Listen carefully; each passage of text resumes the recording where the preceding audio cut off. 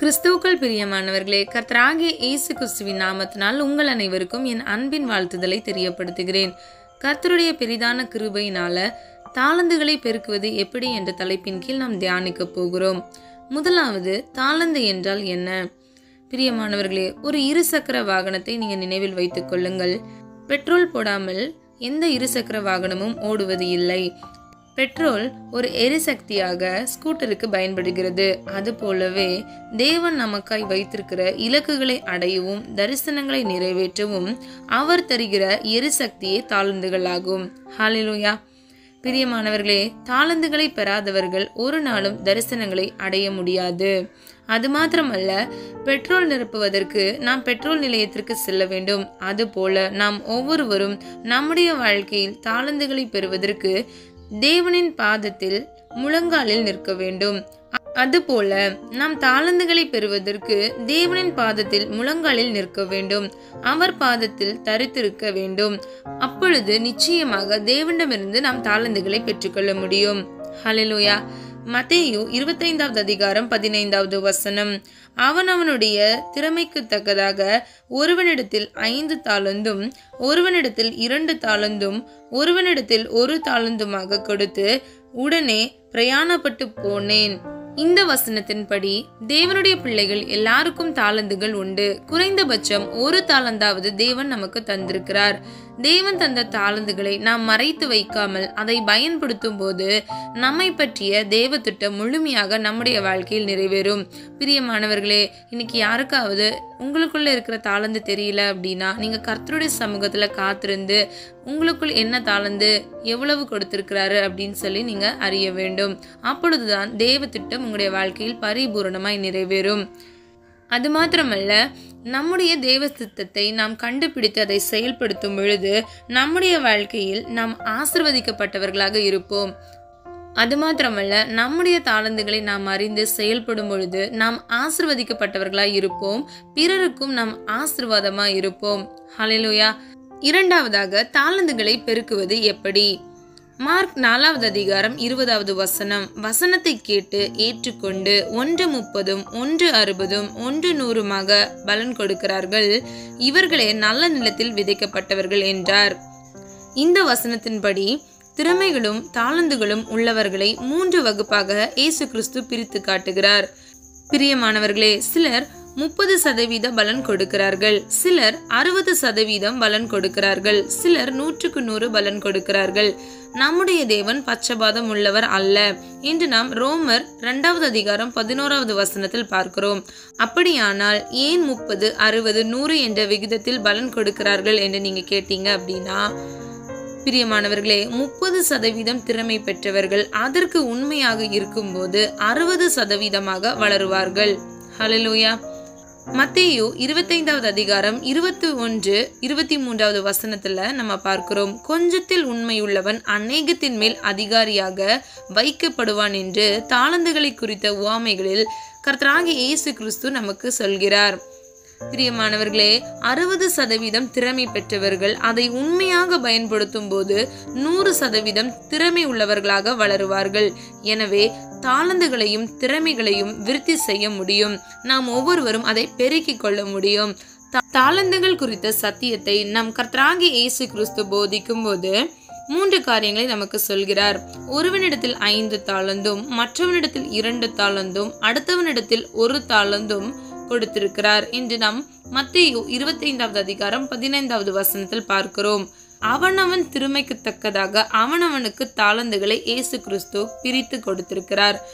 எனவே 5 தாளந்து வைத்து வியாபாரம் செய்ய திறமை உள்ளவனுக்கு 5 தாளந்து தான் கர்த்தர் கொடுப்பார். 1 தாளந்தை வைத்து வியாபாரம் செய்ய திறமை உள்ளவனுக்கு 1 தாளந்தை தான் கர்த்தர் கொடுப்பார். அதுபோல நம் மீது கடினமான பாரத்தை ஒரு நாளும் கர்த்தர் சுமத்தவே மாட்டார். அது மாத்திரமல்ல, 1 தாளந்தை வாங்கினவர்கள் அதை 2ஆக பெருக்கிக் கொள்ள முடியும். 2 தாளந்தை வாங்கினவர்கள் அதை 5ஆக பெருக்கிக் கொள்ள முடியும். 5 தாளந்து வாங்கினவர்கள் அதை 10 தாளந்தாக பெருக்கிக் கொள்ள முடியும் என்று மத்தேயு 25வது அதிகாரம் 17வது வசனத்தில் நம்ம பார்க்கிறோம். எனவே நமது தாளந்துகளும் திறமைகளும் வளரக்கூடியவை. பிரியமானவர்களே, நம்ம ஒவ்வொருவருக்கும் ஒவ்வொரு வகையான தாளந்துகள் கொடுத்திருக்கிறாரு. சில பேருக்கு 30, சில பேருக்கு 60, சில பேர் 100 தனியா பலன் கொடுக்கறாங்க. எப்படி பலன் கொடுக்கறாங்க? அவர்கள் தங்களை தீமையிலிருந்து விலக்கி பாதுகாக்கிறதுனால, அவங்களுடைய கடின உழைப்புனால, அவங்களுடைய உண்மையினால, அவங்களுடைய பரிசுத்தத்தினால, அவங்களுடைய விசுவாசத்தினால அந்த தாளந்துகளை கர்த்தர் பெருக்கி கொண்டே இருக்கிறார். ஹல்லேலூயா. இன்னைக்கு நீங்களும் நானும் கூட நமக்கு கர்த்தர் கொடுத்த தாளந்துகளை நாம பெருக்கிக் கொள்ள வேண்டும் என்றால் நாம் கர்த்தருடைய வார்த்தைக்கு கீழ்ப்படிய வேண்டும். நாம் கீழ்ப்படித்து செய்யும் பொழுது நம்மை கர்த்தர் உயர்த்துகிறவராய் இருக்கிறார். நாம் ஆசீர்வதிக்கப்படுவோம். நாம் பிறருக்கும் ஆசீர்வாதமாக இருப்போம். பிரியமானவர்களே, பலர் என்ன தவறு செய்யறாங்க தெரியுமா? அவர்களுக்கு கர்த்தர் கொடுக்கிற தாளந்தை மறைத்து ஒளித்து அவர்கள் புதைத்து வைக்கிறார்கள். இன்னைக்கு நம்ம அந்த காரியத்தை மட்டும் பண்ணிடவே கூடாது. தேவ சித்தம் நம்முடைய வாழ்க்கையில பரிபூர்ணமாய் நிறைவேறுவதற்கு நாம் ஒவ்வொருவரும் நம்மை ஒப்பு கொடுக்க வேண்டும், நம்மை அர்ப்பணிக்க வேண்டும். ஹல்லேலூயா. யோவான் 15ஆம் அதிகாரம் 1 முதல் 8வது வசனங்களை நீங்க வாசிக்கும் பொழுது, கனி கொடுத்தலின் 3 நிலைகள் உண்டு என்று நம் கர்த்தராகிய இயேசு கிறிஸ்து சொல்கிறதன் மூலம் நாம் அறிந்து கொள்கிறோம். நான் உங்களுக்கு அதை மேலோட்டமா சொல்றேன். யோவான் 15ஆவது அதிகாரம் 2வது வசனத்துல கனி கொடுக்கிற திராட்சை செடி என்று சொல்லப்பட்டிருக்கிறது. 2வது அதே வசனத்துல அதிக கனிகளை கொடுக்கிற திராட்சை செடி என்று சொல்லப்படுகிறது. 3வது 5வது வசனத்துல மிகுந்த கனிகளை கொடுக்கிற திராட்சை செடி. பிரியமானவர்களே, கவனமா பாருங்க. 3 காரியங்கள், சரியா? கனி, அதிக கனி, மிகுந்த கனி. அப்போ ஒவ்வொரு ஸ்டெப் பை ஸ்டெப் இருக்கு பாத்தீங்களா? நம்முடைய வாழ்க்கையிலும் ஸ்டெப் பை ஸ்டெப்ல தான் நம்ம நம்முடைய தாளந்துகளை நம்ம பெருக்கிக் கொள்ள முடியும். ஹல்லேலூயா. பிரியமானவர்களே, நம்முடைய வாழ்க்கையில் தாளந்துகளை பெருக்குவது எப்படி என்று 4 சத்தியங்களை கொண்டு நம்ம வேதத்தின்படி தியானிக்க போகிறோம். முதலாவது, செடியோடு நிலைத்திருங்கள். செடியோடு நிலைத்திருப்பது என்பது ஜெப வாழ்க்கையை குறிக்கிறது. இயேசு கிறிஸ்துவாகிய மெய்யான திராட்சை செடியிலே ஒட்ட வைக்கப்பட்டு ஐக்கியப்படுகிற நேரம்தான் நம்முடைய வாழ்க்கையில் நம்ம ஜெபிக்கிற ஜெப நேரம். இங்கிலீஷ்ல ஒரு கோட் நம்ம பார்க்கலாம். All potential come from God அப்படின்ட்டு இருக்குது. இதோட மீனிங் என்னன்னா, சகல திறமைகளும் தாளந்துகளும் தேவனிடமிருந்தே நம் ஒவ்வொருவருக்கும் வருகின்றன. ஹல்லேலூயா. பிரியமானவர்களே, திராட்சை செடி என்றால் கர்த்தராகிய இயேசு கிறிஸ்து. நாம் அவர் மேல் படர்ந்து வளர்கிற கொடிகள். நாம் தேவ சமூகத்தில் அன்னதினமும் சில மணி நேரம் ஜெபிப்பதன் மூலமாக கர்த்தராகிய இயேசு கிறிஸ்து திராட்சை செடியாக இருக்கிறபடியினால் நம்முடைய வாழ்க்கையில் அதனுடைய சாறு பரிமாற்றமாகும். இயேசு கிறிஸ்துவிடம் இருக்கிற கிருபைகளும் திறமைகளும் நமக்குள் இறக்குமதி செய்யப்படும். ஹல்லேலூயா. யோவான் 15ஆவது அதிகாரம் 5வது வசனம், நானே திராட்சை செடி, நீங்கள் கொடிகள். ஒருவன் என்னில் நான் அவனில் நிலைத்திருந்தால் அவன் மிகுந்த கனிகளை கொடுப்பான். என்னை அல்லாமல் உங்களுக்கு ஒன்றும் செய்யக்கூடாது. ஹல்லேலூயா. இந்த வசனத்தை படி நீங்க பாத்தீங்க அப்படின்னா, நம்ம அவரில் நிலைத்திருக்க வேண்டும். அவரில் நிலைத்திருக்க வேண்டும் என்றால் நம் ஜெபத்தில் நிலைத்திருக்க வேண்டும். அவருடைய சமூகத்தில் தரித்திருக்க வேண்டும். நாம் முழங்கால் படியிட்டு ஜெபிக்க வேண்டும். பிரியமானவர்களே, ஒருவனுடைய வாழ்க்கையில் ஜெபம் இல்லை என்றால், ஒருவனுடைய வாழ்க்கையில் கர்த்தரோடு இருக்கிற ஐக்கியம் இல்லை என்றால், அவனுடைய வாழ்க்கையில் ஒரு நாளும் தாளந்துகளும் கிருபைகளும் இருக்கவே இருக்காது. அவன் அதை புதைத்து விடுவான். அவன் அதை அழித்து போடுவான். 2வது, சுத்திகரித்து கொள்ளுங்கள். நமது திறமைகளும் நமது வரங்களையும் நமது தாளந்துகளையும் பெருக்கிக் கொள்வதற்கு நமக்குள் இருக்கும் பரிசுத்தம் பெருக வேண்டும். ஹல்லேலூயா. பிரியமானவர்களே, நம்ம பரிசுத்தமாய் வாழும் பொழுது நம்முடைய வாழ்க்கையில் கனிகள் மிகுந்து கொடுக்கிறவர்களாய் நாம் காணப்படுவோம். இயேசு கிறிஸ்து சொன்ன உபதேசத்தின்படி நாம் செய்வோமானால் நமக்குள் இருக்கிற கிருபைகளும் திறமைகளும் பெருகும். ஆதார வசனம் யோவான் 15ஆவது அதிகாரம் 2வது வசனம், என்னில் கனி கொடாதிருக்கிற கொடி எதுவோ அதை அவர் அறுத்து போடுகிறார். கனி கொடுக்கிற கொடி எதுவோ அது அதிக கனிகளை கொடுக்கும்படி அதை சுத்தம் பண்ணுகிறார்.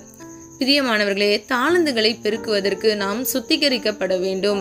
திராட்சை செடியை நாம் சுத்திகரித்தால் அது அதிக கனிகளை கொடுக்கும் என்று கர்த்தர் கூறுகிறார். அதாவது திறமைகள் நம்முடைய வாழ்க்கையில் அதிகமாக பெருகும் என்று கர்த்தர் சொல்லுகிறார். யோவான் 15ஆவது அதிகாரம் 3வது வசனம், நான் உங்களுக்கு சொன்ன உபதேசத்தினாலே நீங்கள் இப்பொழுதே சுத்தமாய் இருக்கிறீர்கள். ஹல்லேலூயா. பிரியமானவர்களே, வேத வசனத்தில் உள்ள உவமைகளின்படியே நம்முடைய வாழ்க்கையில் நாம் சுத்திகரிக்கப்பட முடியும். ஏராளமான உவமைகள் மூலியமாக கர்த்தராகிய இயேசு கிறிஸ்து நம்மிடம் பேசியிருக்கிறார். எல்லாவற்றிலும் பாவத்திலிருந்து விடுபட்டு பரிசுத்தமாய் வாழ்வதை குறித்து, பரலோக ராஜ்யத்தில் நாம் எப்படி சுதந்திரித்துக் கொள்வதை குறித்து பல காரியங்கள் வேதத்தின்படி நம்ம அறிந்து கொள்கிறோம். மத்தேயு, மார்க், லூக்கா, யோவான் ஆகிய 4 அதிகாரங்களையும் நீங்கள் நன்றாக தியானிக்க வேண்டும். அதில்தான் அதிகமான உவமைகளை நீங்க பார்க்க முடியும். இந்த உவமைகளின்படி நீங்கள் நடக்கும் பொழுது, உங்களை அர்ப்பணிக்கும் பொழுது கர்த்தர் உங்களை பரிசுத்தவானாய், உங்களை சுத்திகரிக்கிறவராய் இருக்கிறார். ஹல்லேலூயா. இன்னொரு காரியம் பிரியமானவர்களே, நம்ம சுத்திகரிக்கப்பட வேண்டும் என்றால் நாம் சில காரியங்கள் நம்முடைய வாழ்க்கையில் செய்ய வேண்டும். நம்முடைய வாழ்க்கையில கெட்ட பழக்க வழக்கங்கள் இருக்கக்கூடாது, கெட்ட வார்த்தைகள் நாம் பேசக்கூடாது, தீய நண்பர்களோடு நாம உறவு வைத்துக் கொள்ளக்கூடாது. இதை இங்கிலீஷ்ல bad habits, bad words, bad friends அப்படின்னு சொல்லலாம். இதை நீங்கள் நல்லா ஞாபகம் வச்சுக்கோங்க. இந்த 3 காரியங்களிலிருந்து நீங்கள் விலகி இருக்கும் பொழுது நீங்கள் சுத்திகரிக்கப்படுவீங்க. உங்களுடைய வாழ்க்கையில் மிகுந்த கனிகளை கொடுத்து பிறருக்கு ஆசீர்வாதமாகவும் உங்களுடைய வாழ்க்கை ஆசீர்வதிக்கப்பட்டதாகவும் இருக்கும். அது மாத்திரமல்ல, உங்களுடைய வாழ்க்கையில் உங்களுக்குள் இருக்கிற கிருபைகளும் தாளந்துகளும் வளர்ந்து பெருகுகிறதா இருக்கும். 3வது, தேவனை மகிமைப்படுத்துங்கள். யோவான் 15வது அதிகாரம் 8வது வசனம், நீங்கள் மிகுந்த கனிகளை கொடுப்பதினால் என் பிதா மகிமைப்படுவார், எனக்கு சீஷராய் இருப்பீர்கள். ஹல்லேலூயா. பிரியமானவர்களே, இந்த வசனத்தை நல்லா பாருங்க. பிதா மகிமைப்படுவார். நம்ம கனி கொடுக்கும் பொழுது பிதாவாகிய தேவன் சந்தோஷப்படுவார். அது மாத்திரமல்ல, நாம் அவருக்கு சீஷரா இருக்கிறோம். நமக்கு திறமைகளையும் தாளந்துகளையும் கொடுக்கிற நம் தேவன் நம்மிடம் எதிர்பார்க்கிறதெல்லாம் அவரை நாம் மகிமைப்படுத்த வேண்டும் என்பதுதான். இதை நம்ம நன்கு உணர்ந்து செயல்படுகிறவர்களா இருக்க வேண்டும். கர்த்தர் நம்மளை உயர்த்தும் பொழுது நாம் எல்லா கணத்தையும் எல்லா புகழையும் அவருக்கு மாத்திரமே செலுத்த வேண்டும். நமக்குள் பெருமை என்கிற ஒரு எண்ணம் வரவே கூடாது. நம்ம அந்த புகழை நோக்கி ஓடக்கூடாது. நம்ம ஜாகிரதையா இருக்க வேண்டும்.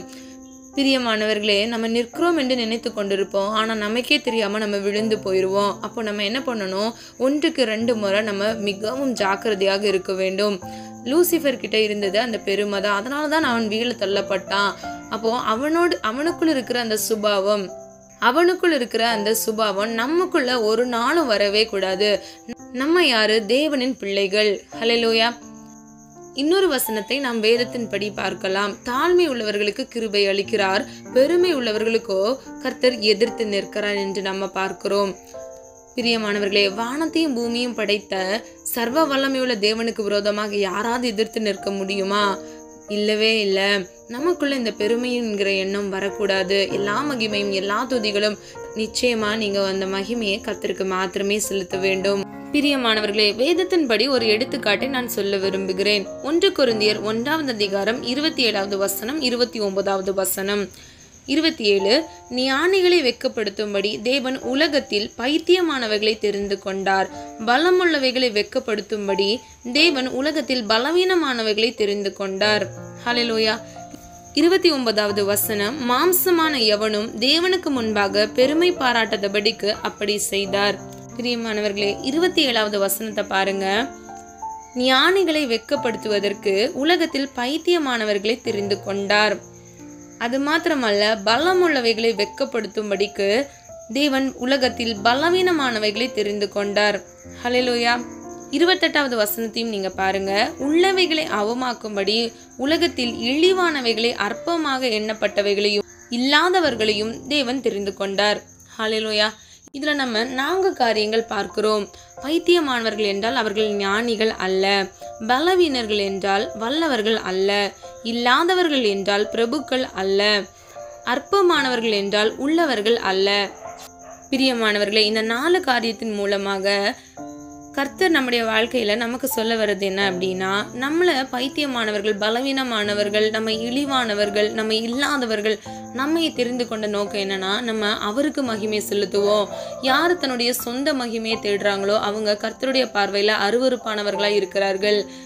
இப்போ ஒரு வல்லவனுக்கு, ஒரு பிரபுக்களுக்கு, ஒரு ஞானிகளுக்கு, ஒரு பணக்காரருக்கு கர்த்தர் இந்த தாளந்துகளை கொடுத்திருந்தாரு அப்படின்னா அவங்க என்ன பண்ணிருப்பாங்க? இது என்னால் நடந்தது என்று சொல்லி அவங்க சுய மகிமையை தேடிக்கொண்டு போயிருப்பாங்க. ஒரு நாளும் கர்த்தர் அதற்கு அனுமதிக்கவே மாட்டார். நீங்களும் நானும் கர்த்தரை சார்ந்து கர்த்தரை மகிமைப்படுத்துகிற பிள்ளைகளாக மாத்திரமே நாம் இருக்க வேண்டும்.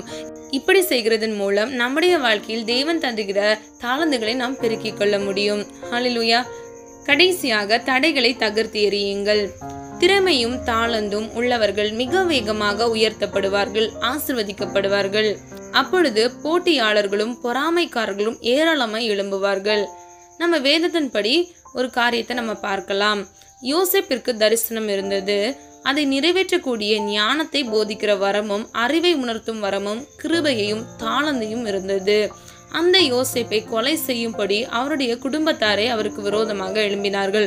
அவருடைய சொந்த அண்ணன்மார்கள் அவருக்கு விரோதமாக தீங்கான காரியங்களை செய்தார்கள். யோசேப்பின் தரிசனம் நிறைவேறாதபடி தடைகளை போட்டார்கள். ஆதியாகமம் 49வது அதிகாரம் 22வது வசனம். யோசேப்பு கனி தரும் செடி. அவன் நீரூற்றண்டையில் உள்ள கனி தரும் செடி, அதன் கொடிகள் சுவரின் மேல் படரும். ஹல்லேலூயா. பிரியமானவர்களே, திராட்சை செடி அதிக கனிகளை கொடுக்க வேண்டும் என்றால் என்ன பண்ணுவாங்க? சுத்தம் பண்ணுவாங்க. இன்னொரு காரியம், நம்ம ஊர்ல என்ன பண்ணுவாங்க? கம்பிகளை கட்டி அதோட லீஃபை இலைகளை படர விடுவாங்க. இதுவே பிற நாடுகளை நீங்க பார்த்துக்கிட்டீங்க அப்படின்னா அவங்க ஒரு பெரிய மரம் வைப்பாங்க. எக்ஸாம்பிளுக்கு இஸ்ரேல் நீங்க எடுத்துக்கலாம். அவங்க மரத்தை வச்சுதான் அந்த கொடியை படர விட்டு மிகுந்த அதிகமான கனிகளை பெறுவதற்கு அவங்க உபயோகப்படுத்துவாங்க. இன்னைக்கு நீங்களும் நானும் கூட நம்முடைய வாழ்க்கையில மிகுந்த கனிகளை நம்ம பெறுவதற்கு நாம் கர்த்தராகிய திராட்சை செடியில் நிலைத்து நிற்கிறவர்களாய் இருக்க வேண்டும். பிதா நம்முடைய தோட்டக்காரர். அவர் நம்மை சுத்தம் செய்வதற்கு நாம் அனுமதி கொடுக்க வேண்டும். நாம் நம்மை சுத்திகரிப்பதற்கு முதலாவது நாம் அறிக்கை செய்ய வேண்டும். நான் நம்முடைய தவறுகளை ஒப்புக்கொள்ள வேண்டும். நான் நம்முடைய குறைகளை அவருடைய பாதத்தில் அறிக்கையிட வேண்டும். பிரியமானவர்களே, யோசேப்பின் வாழ்க்கையை நீங்க பாருங்க. பல போராட்டங்கள், பல பிரச்சனைகள், தேவன் கொடுத்த சொப்பனங்களும் தரிசனங்களும் அவருடைய வாழ்க்கையை நிறைவேறாதபடிக்கு அவருடைய வாழ்க்கையில பலவிதமான போராட்டங்களை நம்ம பார்க்கிறோம். போர்த்திபாரின் மனைவி கூட அவரிடத்தில் தவறாக நடந்து கொள்ள முற்பட்டார்கள். அவருக்குள் இருந்த கனிகளை அவர்கள் அறிந்து அதற்கு விரோதமாக செயல்பட்டார்கள். பிரியமானவர்களே, நம்முடைய வாழ்க்கையில் நாம் தாளந்துகளை பெருக்குவதற்கு தடைகள் அதிகமாக இருக்கும். நாம் அந்த தடைகளை தகர்த்து எரிகிறவர்களாய் இருக்க வேண்டும். எப்படி தகர்க்க வேண்டும்? நாம் கர்த்தரோடு இணைந்து நாம் அதை தகர்த்து மேற்கொள்கிறவர்களாய் இருக்க வேண்டும். நம்முடைய வாழ்க்கையில தேவன் நம்மோடு இருக்கும் பொழுது நம்முடைய வாழ்க்கையில் இருக்கிற எல்லா தடைகளையும் நாம் தகர்த்து எறிகிறவர்களாய் இருக்கிறோம். இங்கிலீஷ்ல ஒரு கோட் நம்ம பார்க்கலாம். Where there is opposition, there is opportunity. இதோட மீனிங் என்னன்னா, தடைகள் எங்கு உள்ளதோ அங்கே நமக்கு வாய்ப்புகள் உண்டு. இந்த தடைகள் உங்களுடைய வாழ்க்கையில இப்போ இருக்கக்கூடிய எல்லா பிரச்சனைகளும் போராட்டங்களும் தற்காலிகமானவைகள். இது உங்களுடைய வாழ்க்கையில உங்களை முடக்கி விட போகிறதே இல்லை. நீங்க கர்த்தர் உங்களுக்கு கொடுத்த வாக்குத்தத்தத்தையும் அவர் உங்களுக்காக வைத்திருக்கிற நோக்கத்தையும் திட்டத்தையும் பின்பற்றுகிறவர்களாய் அதை நோக்கி ஓடுகிறவர்களாய் நீங்க இருக்க வேண்டும். பிரியமானவர்களே, உங்களுடைய வாழ்க்கையில சோர்ந்து போய் நீங்க உட்கார்ந்துடக்கூடாது. ஒருவேளை நீங்க இன்னைக்கு இந்த காணொலியை கேட்டுக்கொண்டிருக்கிறவங்க சோர்ந்து போய் இருந்தீங்க அப்படின்னா நீங்க இப்பொழுதே எழும்புங்க. நீங்க தூசியை உதறி தள்ளிவிட்டு கர்த்தருக்காக எழும்பி பிரகாசியுங்க. நீங்க செய்ய வேண்டும் என்று முற்படும் பொழுது கர்த்தர் உங்களுக்கு கிருபை செய்வார், உங்களை பலப்படுத்துவார், உங்களை வழிநடத்துவார். ஆதியாகமம் 49வது அதிகாரம் 23 முதல் 24வது வசனம். வில்வீரர் அவனை மனமடிவாக்கி அவன் மேல் எய்து அவனை பகைத்தார்கள். ஆனாலும் அவனுடைய வில் உறுதியாய் நின்றது. அவன் புயங்கள் யாக்கோபுடைய வல்லவரின் கரங்களால் பலத்தன. இதனால் அவன் மெய்ப்பனும் இஸ்ரவேலின் கண்மலையும் ஆனான். ஹல்லேலூயா. பிரியமானவர்களே, நீங்க ஒருவேளை சோர்ந்து போய் இருந்தீங்க, மனவடிவா இருந்தீங்க அப்படின்னா, பிரியமானவர்களே, இந்த வசனத்தின்படி பிசாசானவன் உங்களுடைய வாழ்க்கையில அக்கினி அம்புகளை எய்து உங்களுடைய சிந்தனை மண்டலத்தை அவன் கரைப்படுத்துகிறவனா இருக்கிறான். நீங்க தூங்குறதுக்கு முன்னாடி உங்களுடைய சிந்தனையை நீங்க பரிசுத்தப்படுத்தி கர்த்தரிடத்துல ஒப்பு கொடுத்து விட்டு நீங்க தூங்க வேண்டும். அப்பொழுதுதான் பிசாசானவன் நீங்க நித்திரையில் இருக்கும் பொழுது உங்க சிந்தனையின் வழியாய் அவன் உங்களை தாக்க முடியாது. பிரியமானவர்களே, இன்னைக்கு பல பேர் அப்படிதான் தாக்குதலின் நிமித்தமாக சிந்தனையில அவன் தாக்கி இருதயத்துக்குள்ள அந்த நினைவு மண்டலத்துக்குள்ள அவன் கொண்டு வந்து அவங்கள ஒரு பாவம் செய்யறதுக்கு அவன் கிரியை செய்ய வைப்பான். பிரியமானவர்களே, நீங்கள் ஒவ்வொருவரும் ஜாக்கிரதையாக இருக்க வேண்டும். இப்படிப்பட்ட காரியங்களிலிருந்து நீங்கள் விலக்கப்பட்டவர்களாய் உங்களை நீதிமானாக பரிசுத்தவானாக பாதுகாக்கிறவர்களாய் நீங்க இருக்கும் பொழுது உங்களுடைய வாழ்க்கை ஆசீர்வாதமாக இருக்கும். கடைசியாக, நீங்கள் சந்தித்த தோல்வி உங்களுக்கு முடிவல்ல. இங்கிலீஷ்ல failure is not the end. பல நேரங்கள்ல நம்முடைய வாழ்க்கையில சொப்பனங்களும் தரிசனங்களும் நம்ம பெற்று விடுவோம். இலக்குகளை நோக்கி நம்ம போவோம். ஆனா போகிற வழியில சில பிரச்சனைகள் வருவதனால நம்ம சோர்ந்து போய்விடுவோம். சில காரியங்கள் நம்முடைய வாழ்க்கையில நடக்காமலே போயிடும். ஆனா அது வெறும் தற்காலிகமானது தான். அது நம்மளுடைய முடிவு அல்ல. சில பேர் தற்காலிகமாக நாம் சந்திக்கிற தோல்வி நமது முடிவல்ல. நாம் சந்தித்த தோல்வி மூலம் சில ஆவிக்குரிய பாடங்களை கற்று நம் ஆவிக்குரிய குணங்களை அடுத்த நிலைக்கு உயரும்படியான சில தோல்விகள் நமக்கு குறுக்கிடுகிறது. எனவே நாம் தற்காலிக தோல்விகளுக்கு பின் பொன்னை போல பிரகாசிப்போமாக, நட்சத்திரம் போல பிறருக்கு வழிகாட்டுவோமாக, தாளந்துகளை நாம் வளர்த்து கொள்வோமாக. ஹல்லேலூயா. நம்ம ஜெபிக்கலாமா? அன்பின் பிதாவே அப்பா, எங்கள் ஒவ்வொருவரையும் ஒரு கருத்துக்களை ஒப்பு கொடுக்கிறோம் தகப்பனே. இந்த சத்தியத்தை நாங்கள் அறிந்து கொள்ள கர்த்தராகிய தேவன் தாமே எங்களுக்கு கிருபை செஞ்சீங்க, அதற்காக நன்றி. எங்களுக்குள் இருக்கிற தாளந்துகளை நாங்கள் அறிந்து கொள்ள கர்த்தர் எங்களுக்கு கிருபை செய்யுங்க. உம்முடைய சித்தத்தின்படி நடந்து ஆண்டவரே அப்பா, நாங்கள் பிறருக்கு ஆசீர்வாதமா இருக்க எங்களுக்கு கிருபை செய்யுங்க. எங்களுடைய வாழ்க்கையை உமது கரத்தில் அர்ப்பணிக்கிறோம் அப்பா. இந்த காணொலியை கேட்டுக்கொண்டிருக்கிறவங்க யாராவது தோல்வியோடு, நெருக்கத்தோடு, பாரத்தோடு இருந்தாங்க அப்படின்னா அப்பா, அவங்களுடைய வாழ்க்கையை நீர் ஆண்டவரே அவருடைய கைகளை பிடித்து நீங்க தூக்கி எடுத்து அப்பா அவருடைய வாழ்க்கையை ஆசீர்வாதமாய் மாற்றுங்க தகப்பனே. என் தேவனால் கூடாத காரியம் ஒன்றுமில்லை ராஜா. ஆண்டவரே உம்முடைய பிள்ளைகளின் வாழ்க்கையை அப்பா சம்பூர்ணமாய் பரிபூர்ணமாய் நீர் ஆசீர்வதிக்கும்படியாய் ஜெபிக்கிறேன் ஆண்டவரே. அப்பா சுத்திகரித்து கொள்ளுங்க ஆண்டவரே. அப்பா உம்மில் நிலைத்திருக்க கிருபை செய்யுங்க. சொல்லப்பட்ட ஒவ்வொரு வார்த்தைகளின்படி நடக்க கிருபை செய்யுங்க தகப்பனே. எங்கள் ஒவ்வொருவரையும் உமது கரத்தில் ஒப்பு கொடுக்கிறேன், தாழ்த்துகிறேன், அர்ப்பணிக்கிறேன் அப்பா. மீட்பர் இயேசு கிறிஸ்து மூலம் ஜெபிக்கிறோம் பிதாவே, ஆமேன். கர்த்தராகிய தேவன் தாமே உங்களுடைய வாழ்க்கையை வெளிச்சமாய் மாற்றி உங்களுடைய வாழ்க்கையில் கர்த்தர் கொடுத்த தாழ்ந்துகளை நீங்கள் பெருக்கிக் கொண்டு உங்களுடைய வாழ்க்கை ஆசீர்வாதமாய் இருக்க கர்த்தர் தாமே கிருபை செய்வாராக. God bless you.